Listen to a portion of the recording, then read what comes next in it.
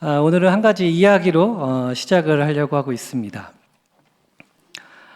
예전에 있었던 한 설화 중에 하나인데 큰 도시에 이 주인과 하인이 살고 있었는데 이제 조그만한 마을로 볼 일이 있어가지고 같이 이제 길을 떠나려고 하고 있었습니다. 그래서 성 앞에서 주인은 이제 말을 타고 있었고 이 종은 그 말을 이제 앞에 고비를 잡고 이제 앞에서 끌고 가고 있었습니다.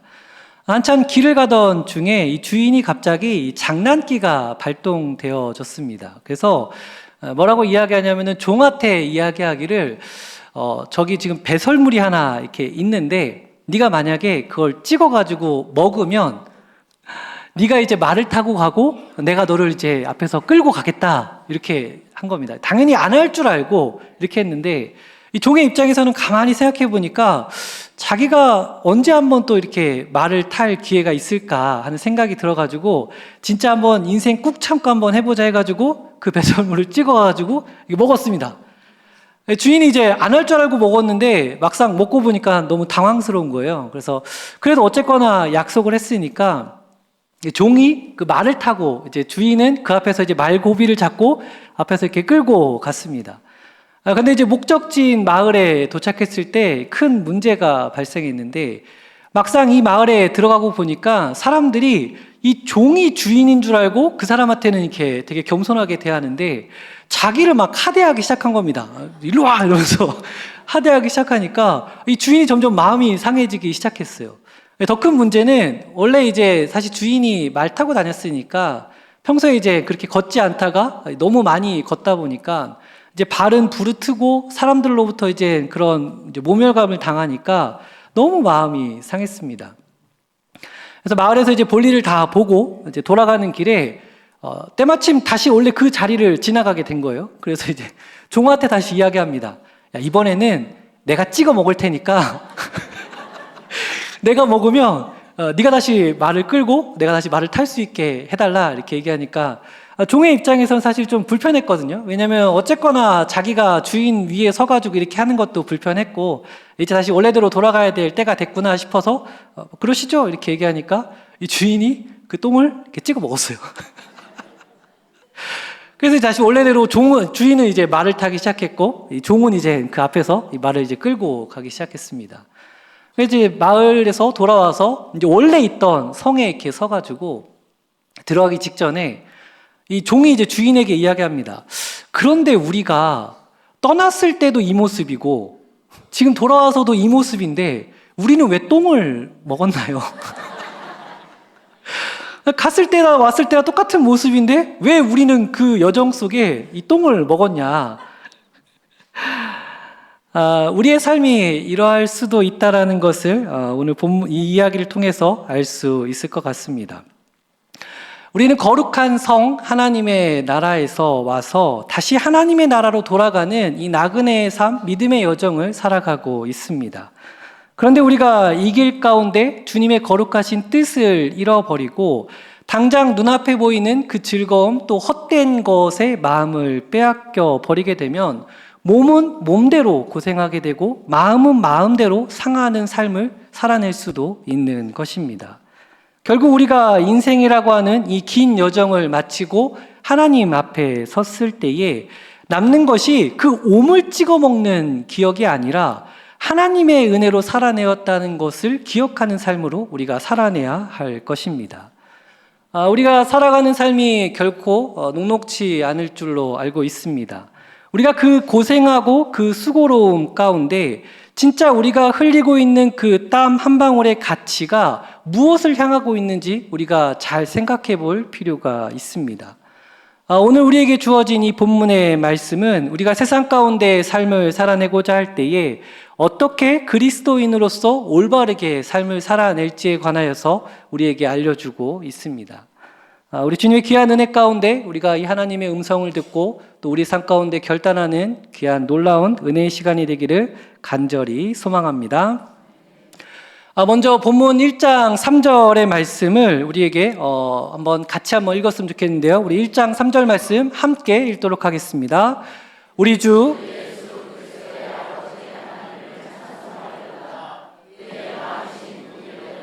예수 그리스도를 죽은 자 가운데서 부활하게 하심으로 말미암아 우리를 거듭나게 하사 산 소망이 있게 하시며 아멘.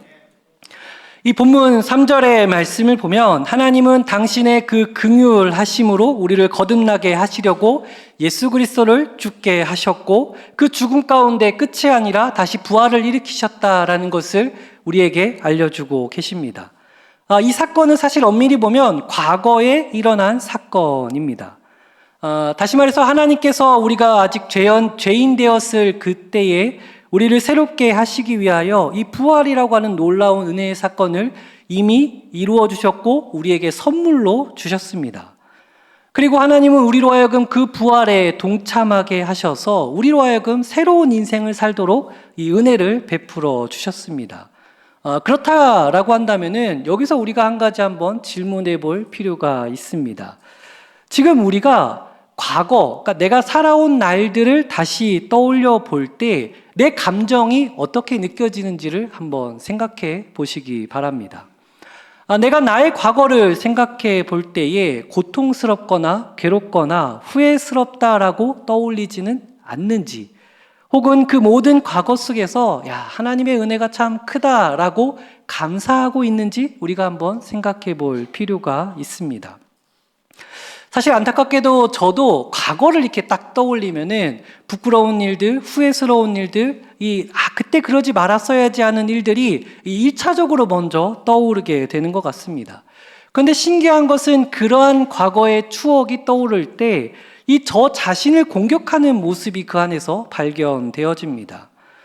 우리가 잘 알고 있지만 지금 전 세계가 매우 어수선한 상황 속에 있습니다. 이 전쟁이라고 하는 위협이 이처럼 강하게 우리에게 느껴질 것이라고는 불과 얼마 전까지도 우리는 예상하지 못했습니다. 나라와 나라 사이에 과거에 있었던 어떠한 사건들이 그대로 남아서 거기에 부정적인 감정이 실리게 되어지면 이것은 전쟁으로 이어질 수밖에 없는 것 같습니다. 나라와 나라 사이뿐만이 아니라 사람과 사람 사이에서도 역시나 마찬가지인 것 같습니다. 이 사람과의 관계 속에서 있었던 어떠한 사건이 그 사건 속에 부정적인 감정이 담겨진 상태로 남아있게 되어지면 이렇게 원수와 같은 사람이 없을 것 같습니다. 천하의 원수도 그런 원수가 없는 것입니다. 그런데 이것은 나 자신과의 관계에서도 역시나 마찬가지입니다. 과거에 내가 했던 어떠한 일이나 어떠한 행동들이 그대로 남고 부정적인 감정만 거기에 담아져 있어버리면 그 과거가 끊임없이 나를 공격하게 되어지는 것입니다. 역사를 외면하자, 그것을 잊자라는 취지로 말씀드리는 것이 아니라 이 역사를 통한 배움은 반드시 필요한데, 하지만 그 역사에 관하여서, 과거의 기록에 관하여서 재해석의 과정이 반드시 필요하다는 것을 우리가 생각해 볼 필요가 있습니다. 해석이 없는 그 사건들이 이 부정적인 감정과 그대로 남게 되어지면 이것은 반드시 분노로 남을 수밖에 없기 때문에 그러합니다. 이것에 대한 이해로 알 수 있는 이야기 중에 하나가 우리가 요셉의 이야기를 살펴볼 수 있습니다. 요셉은 형들에 의해서 소위 말하는 인생이 망가졌다라고 볼 수 있습니다. 그는 형들에 의해서 팔려졌고 종이 되어졌고 심지어 누명을 써서 감옥에 갇힌 인생으로 삶을 살았습니다. 특히나 그가 신락 같은 소망을 품고 이 감옥에 있었을 때에 그 소망이 되어지는 술 맡은 관원장은 복직하고 나서 이 요셉을 완전히 잊어버리고 있었습니다.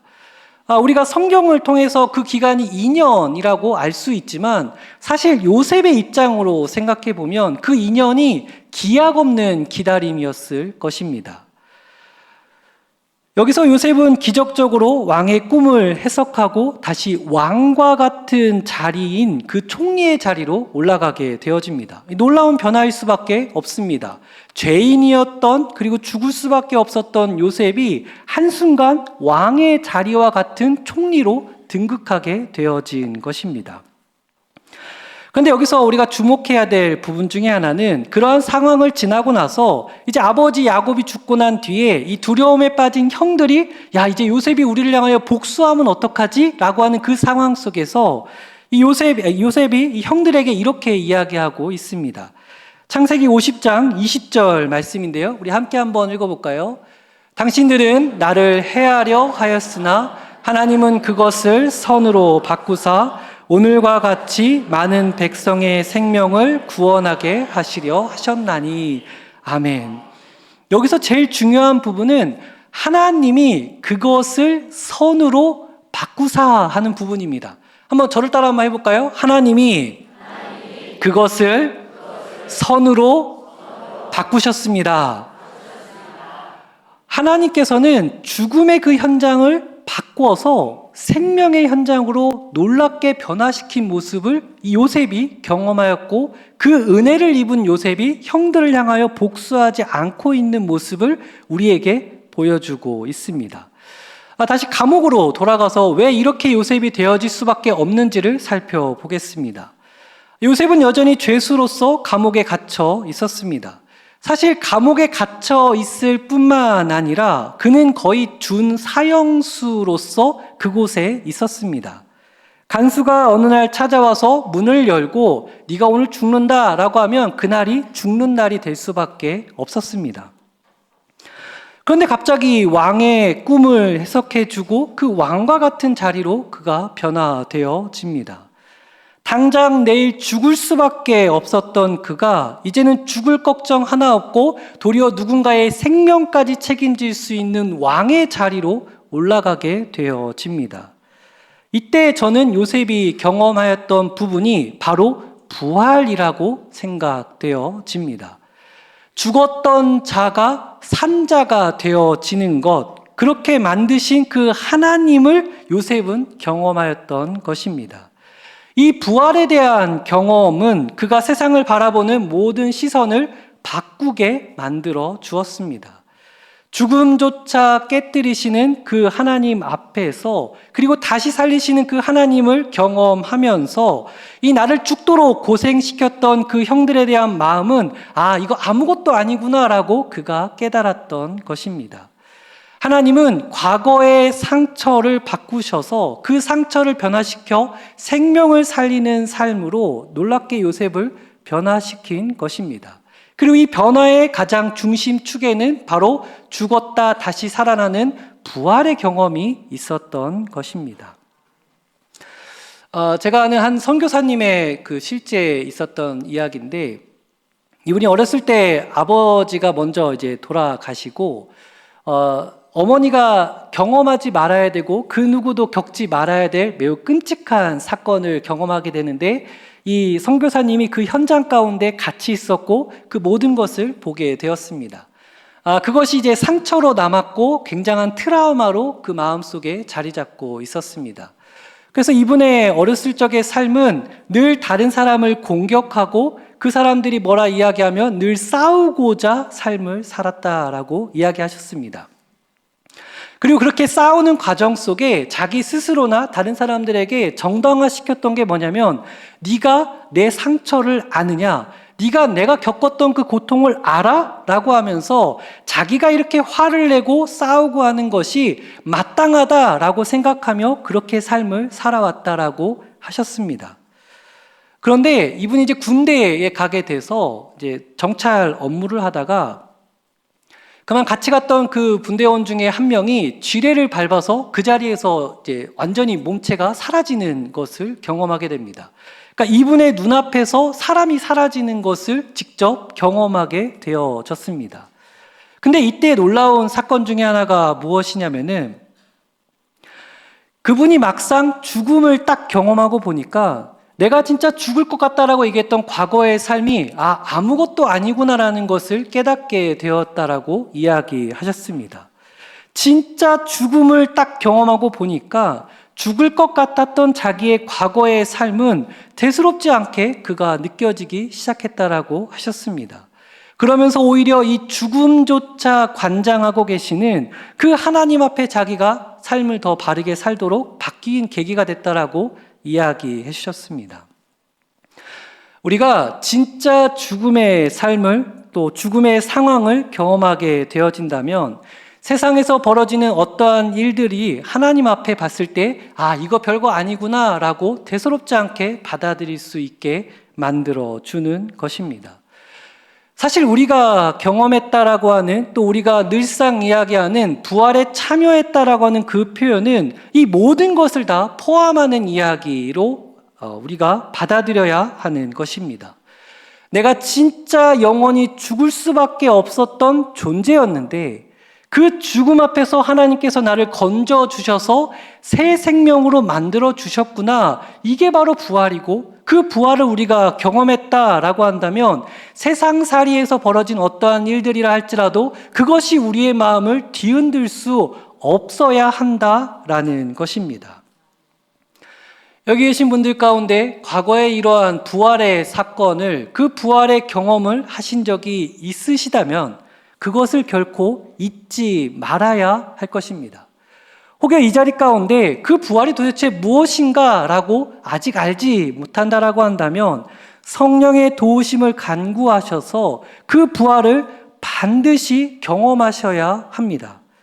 왜냐하면 그렇게 부활을 온전히 경험하지 못했다라고 한다면 껍데기 옷만 입고 살아가는 그리스도인이 될 수밖에 없기 때문에 그러합니다.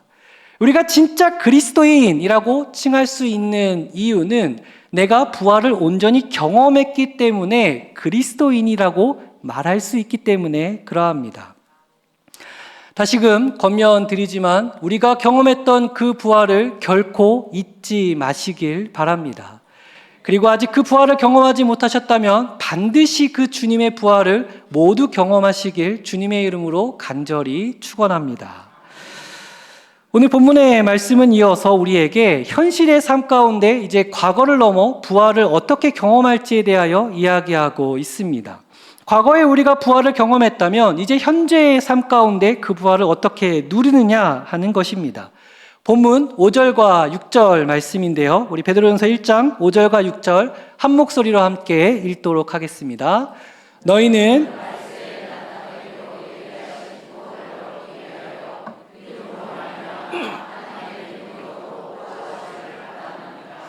그러므로 너희가 이제 여러 가지 시험으로 말미암아 잠깐 근심하게 되지 않을 수 없으나 오히려 크게 기뻐하는도다. 아멘. 이 5절의 말씀을 보면 우리는 하나님의 능력과 그 보호하심 속에 살아가고 있다는 것을 이야기하고 있습니다. 이것은 단순한 관념적인 위로의 말씀이 아닙니다. 당시에 이 베드로가 썼던 이 편지를 받은 이들의 삶은 사실 매일매일이 이 죽음의 위협 속에 삶을 살고 있었습니다. 그렇게 하루하루 삶을 살아내는 것이 사실 이들에게 있어서는 굉장한 기적과도 같은 일이었습니다. 그래서 우리가 흔히 이야기할 때 네가 죽도록 충성하라 라고 하는 말이 누군가를 이용하기 위해서 야 네가 내 부탁을 좀 들어줘, 너 죽도록 진짜 힘써서 나 좀 도와줘 라고 해서 쓰여지는 그 표현이 아니라 네가 만약 지금 죽음의 현장 가운데 있다 할지라도 그 죽음 너머에 보고 계시는 하나님을 보며 끝까지 충성하라 라는 의미로 이 죽도록 충성하라 라고 이들에게 권면되어졌던 것입니다. 그래서 이들에게 있어서는 사실 오늘 죽음 앞에 섰지만 내일의 삶이 다시 주어지는 매일매일이 부활의 현장과 같이 느껴졌던 것입니다. 우리의 일상도 역시나 마찬가지인 것 같습니다. 평소에 내가 숨을 쉬고 걷는 것이 너무나도 당연하게 느껴질 것입니다. 그런데 내 몸에 어떠한 이상이 생기면 이것이 얼마나 소중한지 알고 있습니다.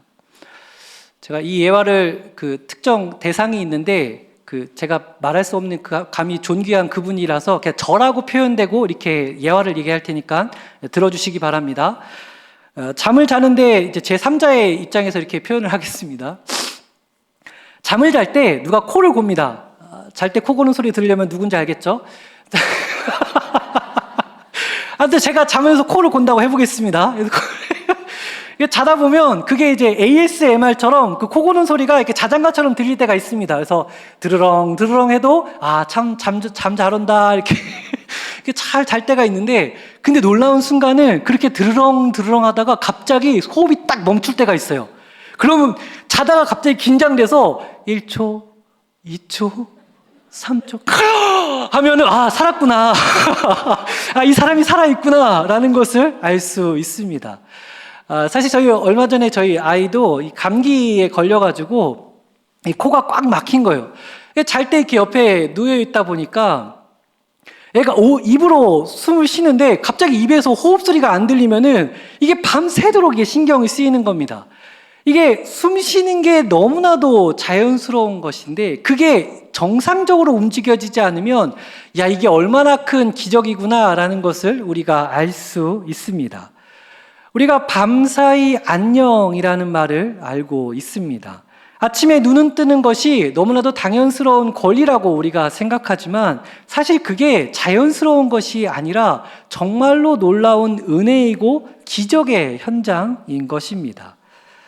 하나님께서 우리에게 죽음과 같은 잠의 시간을 지나 매일 아침에 새롭게 삶을 열어가는 부활을 우리는 매일매일 경험하며 살고 있는 것입니다. 우리는 매일 아침 기적과도 같은 삶 가운데 하루의 삶이 시작되어지고 있습니다. 이 말은 매일매일 우리는 부활 속에서 살고 있다라는 말입니다. 그러면 당연히 우리의 삶은 감사로 채워질 수밖에 없습니다. 오늘도 살게 하신 주님께 감사하구나. 내가 어제의 삶은 이제 죽었고 이제 새 삶이 시작되게 하셨으니 이것이 참 큰 은혜구나 라고 우리는 고백할 수밖에 없다라는 것입니다. 우리의 삶이 이렇게 은혜로 가득히 채워지시길 원합니다. 주님의 부활하심을 매일매일 경험하며 하나님 앞에 은혜로 살아가는 삶, 이러한 삶이 우리 가운데 가득히 채워지시길 간절히 소망합니다. 이어서 베드로의 말씀은 우리로 하여금 이제 과거와 현재를 넘어 이제 미래의 삶을 살아낼 때에 그곳에서 우리가 어떻게 부활을 이루어가며 경험할지 이야기하고 있습니다. 베드로전서 1장 4절 말씀인데요. 우리 4절 말씀 함께 읽도록 하겠습니다. 썩지 않고 더럽지 않고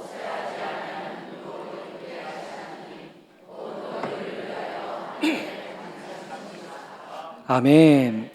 여기서 유업을 잊게 하셨다라고 하는데 성경은 전반적으로 유업, 기업 이런 이야기들이 반복되어집니다. 너희에게 예비된 기업이 있다, 너희에게 준비된 상급, 유업이 있다라고 계속해서 이야기합니다.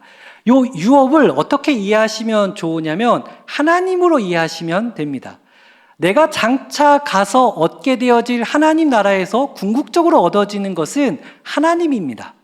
그러니까 내가 미래에 얻어질 가장 좋은 것, 가장 우리에게 기쁨이 되는 것이 바로 하나님이라고 우리가 이해하면 되겠습니다. 그래서 본문의 이야기는 우리가 장차 우리의 삶 가운데 유업, 그 하나님이 예비되어져 있다라는 것을 알려주면서 소망 가운데 삶을 살아가라 권면하고 있습니다.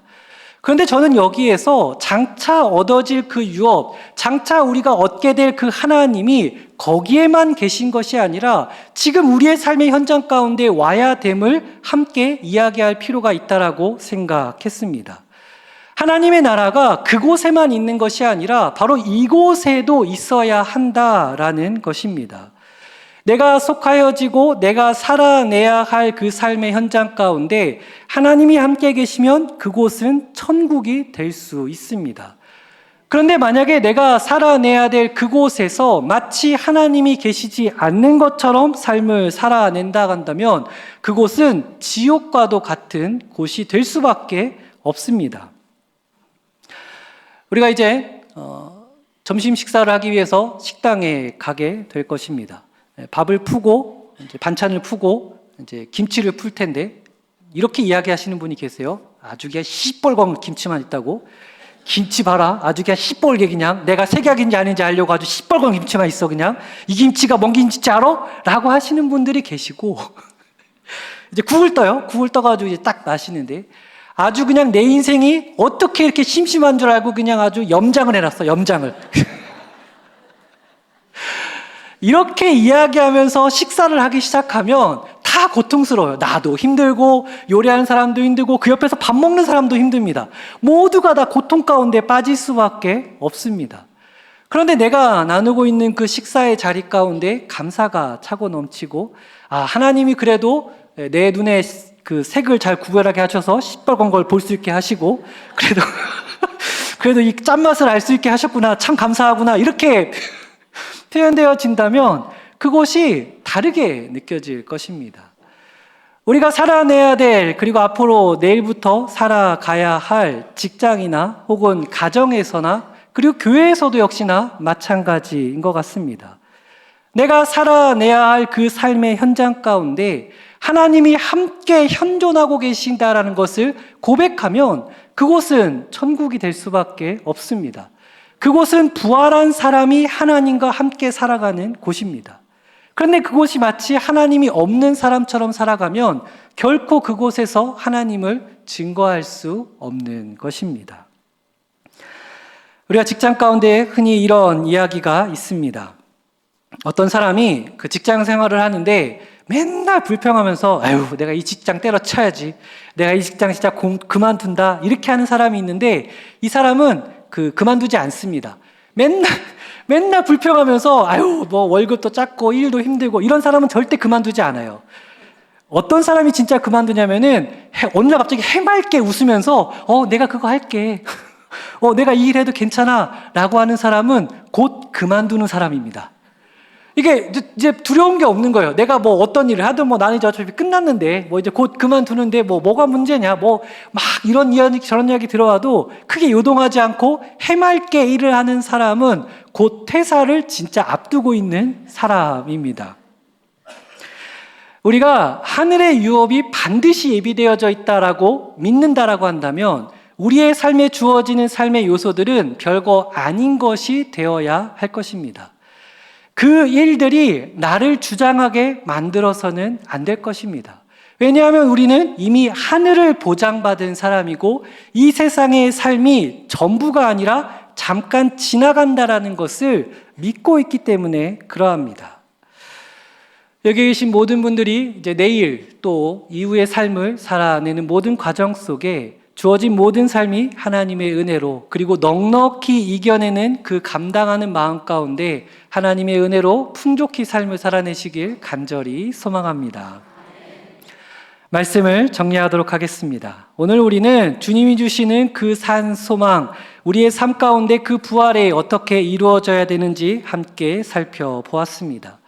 주님께서 우리에게 허락하신 그 부활에 대한 개념은 과거의 모든 사건들이 다 재해석되어지는 것을 의미하고 있습니다.